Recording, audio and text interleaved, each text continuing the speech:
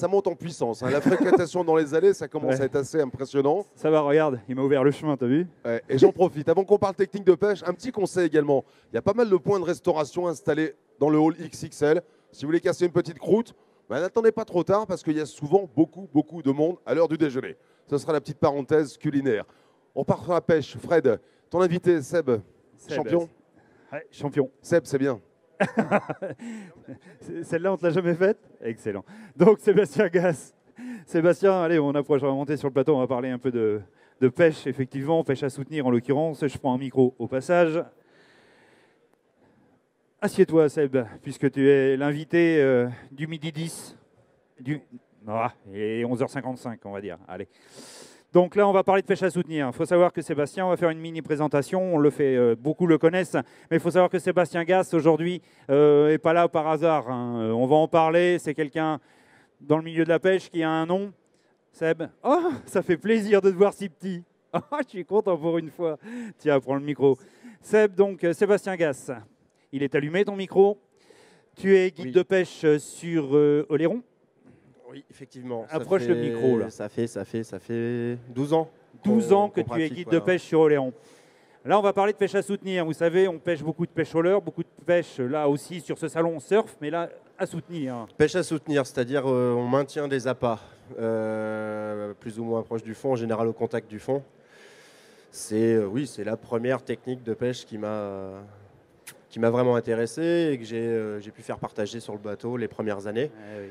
C'est vrai que maintenant on pratique de la pêche au leurre, de la pêche en dérive, toutes les techniques possibles imaginables, mais la pêche à soutenir aux appâts naturels, ça reste quand même ma matière de prédilection et puis celle que j'ai ensuite pratiquée en compétition. Donc oui, ça me Ça te tient à parle. cœur d'en parler, forcément. Il faut savoir qu'il passe quand même beaucoup de monde sur le bateau et beaucoup de gens pêchent à soutenir. Et pêchent quel poisson en général à soutenir sur ton bateau? Suivant les saisons, bon, on a plein d'espèces. On a la chance d'être sur un spot où on a plein d'espèces de poissons. Mais c'est vrai que la pratique sur la dorade grise reste quand même dans les best-sellers. Ouais. C'est La un poisson dorade. qui est intéressant à pêcher, qui est malin. Quand on s'intéresse plutôt aux gros spécimens, ça devient une pêche de plus en plus pointue et qui offre un joli combat. Et moi, j'ai pêché avec toi, j'ai pêché le congre à soutenir. Ouais. Et ça m'a beaucoup, mais beaucoup plu. Ah, c'est bien aussi ça. C'est pareil, ça peut être un poisson relativement subtil à pêcher. Des petites touches, des trucs Oui, j'ai vu, discrets. Et puis par contre des gros combats. Oui. Des gros combats. Bon après on n'utilise pas forcément le même matériel. Hein. Pour les congues sur les épaves on travaille en Ah non. 60 voire 80 livres. Alors que là la pêche plutôt côtière aux appâts naturels on va travailler sur des petits ensembles beaucoup plus On fins. va y venir à cet ensemble. Tu vas nous montrer un petit montage, mais juste avant, je voudrais savoir, expliquer une particularité de Seb quand même. Il faut savoir qu'à bord, il est capable de faire plein de choses. C'est un magicien quelque part, pas spécialement que pour la pêche, mais pour savoir mettre en œuvre tous les montages. Parce que tu as des fois 7, 8, 10 pêcheurs à bord. Enfin, je crois, c'est ça, 10 maxi. Ouais, avec le changement de bateau, on a un peu plus de place. Maintenant, on peut pêcher jusqu'à 10. Ouais. Ouais. Et il met tout en œuvre. Il faut savoir qu'il a tous les montages qui sont prêts, toutes les cannes sont prêtes et tout. On arrive, il met tout à position. En fonction des cannes, moi je vous le dis parce que je suis allé à bord, s'il voit que la canne a fait ça, ça veut dire que le gars, il est peut-être pas bien assez, enfin il n'est pas assez chargé en grammage ou de trop ou pas assez. Ouais, en fait, autant sur les techniques de pêche en dérive, j'ai entre guillemets besoin de pratiquer un petit peu pour me rendre compte des grammages. Sur les pêches à soutenir, en fait, suivant la place des pêcheurs, l'angle de la tresse ou du nylon, on arrive à savoir si on pêche juste ou faux. C'est vrai qu'en fait, c'est une pêche toutes les demi-heures, il va falloir changer de grammage avec l'augmentation ou la diminution du courant. Ouais. Moi, je trouve ça très fort quand même. Mais là, c'est C'est l'œil. pas très fort, c'est juste un métier qu'on C'est pratique l'œil, depuis quand longtemps. Et en fait, ce qui est super intéressant sur cette technique de pêche, c'est qu'on peut avoir des novices et des pêcheurs pointus. Eh ouais. Il n'y a pas de souci, on arrive à contenter tout le monde. Donc, au niveau des montages, Il m'a amené une boîte, moi je lui pique la boîte, je voudrais qu'il me montre. Parce que là, tu as un beau t-shirt Sunset. C'est quoi Sunset? Sunset, en fait, la base, c'est CERT, qui développe une gamme de matériel spécialisé sur la pêche en mer et bien orienté sur la pêche aux appâts. Donc, Voilà. donc Parce que ça bon, plaît. On m'a posé la question tout à l'heure, Sunset, c'est quoi? Je dis Sunset, ce sont des produits dérivés de chez CERT, c'est le cas, enfin, j'ai peut-être dit une bêtise. Tu peux ramener les cannes, s'il te plaît, parce que je vois quelqu'un de tes collègues là, autant qu'il se déplace. Alors, Oui, voilà, oui. On va commencer déjà sur le petit matériel. on va montrer Quelques outils indispensables en fait.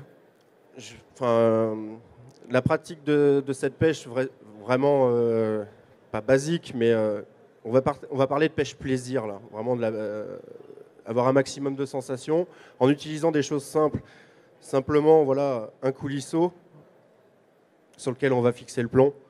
Donc le plomb coulissant, ça veut dire quoi? Ça veut dire que simplement le poisson, quand il va engamer l'appât, il ne va pas ressentir la résistance du plomb puisque le plomb coulisse. Si on parle d'hameçon, je vais vous présenter l'incontournable Gamakatsu 3310. Ça, c'est mon hameçon fétiche, on va dire ça comme ça, Fred. C'est-à-dire que quel que soit l'endroit où on va pratiquer, on ne sait pas forcément sur quel type de poisson on va tomber. Ça passera partout. Décliné dans les tailles 4, 6, 4, 2, on ne peut pas se planter. Tu passes un peu partout avec 6, 4, 2. Voilà, on ne peut pas se planter. Là, le montage est vraiment très basique, c'est-à-dire qu'on a un plomb monté sur un coulisseau, un traînard de 2 mètres, un seul hameçon. Et c'est le plus simple, le plus discret, mais souvent le plus efficace. Maintenant... J'aime bien le bazar. Non, mais c'était au cas où il y ait des questions un peu plus... Oh là, oh là. Voilà, Allez, donc l'outil... fais voir, vas-y, commente. L'outil idéal pour pratiquer cette pêche, encore une fois, la version plaisir, c'est des cannes. Donc, la spécificité vraiment de ces cannes, c'est qu'un carbone au module sur 85% en fait de la canne et une extrémité en fibre de verre pleine qui sert uniquement en fait à indiquer les touches. La sensation du fond, mais surtout indiquer les touches. La fibre de verre pleine, on va dire que ça fait vraiment effet rétro. Ça fait penser à nos vieilles cannes avec lesquelles on a débuté.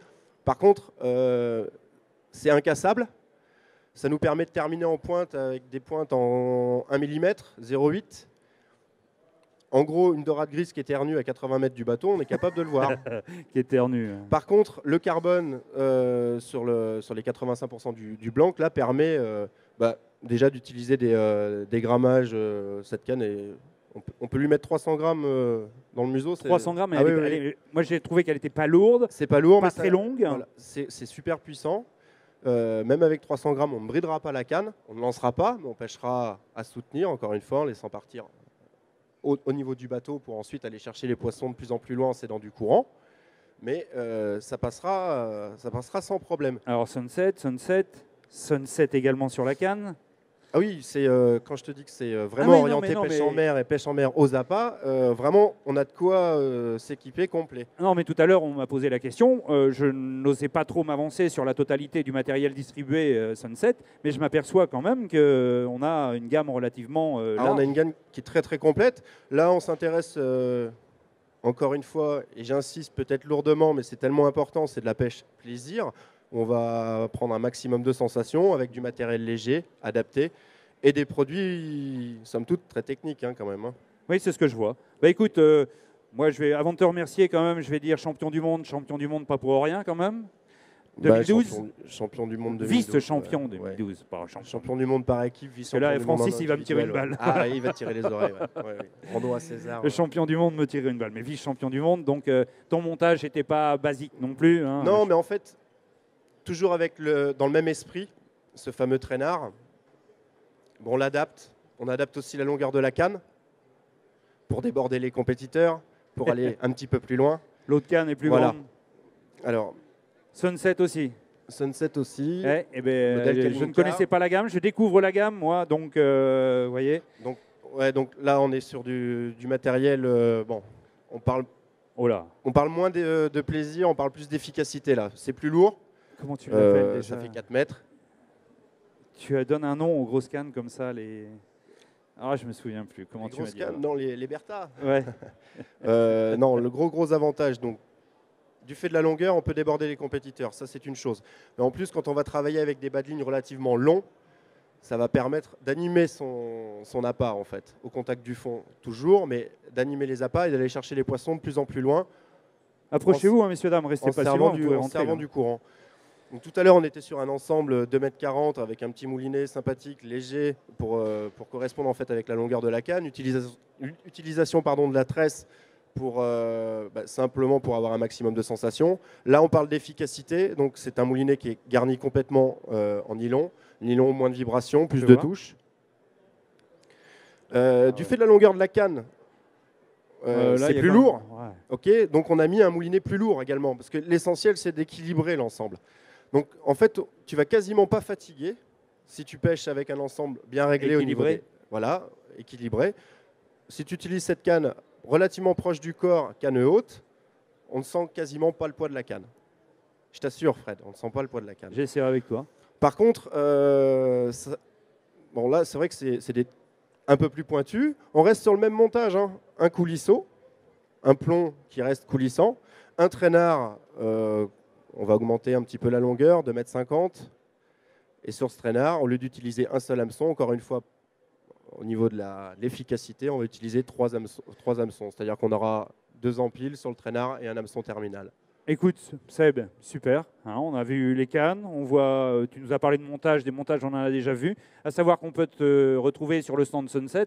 Oui, oui, tout à fait. Après, si, où tu pourras expliquer un peu... voilà.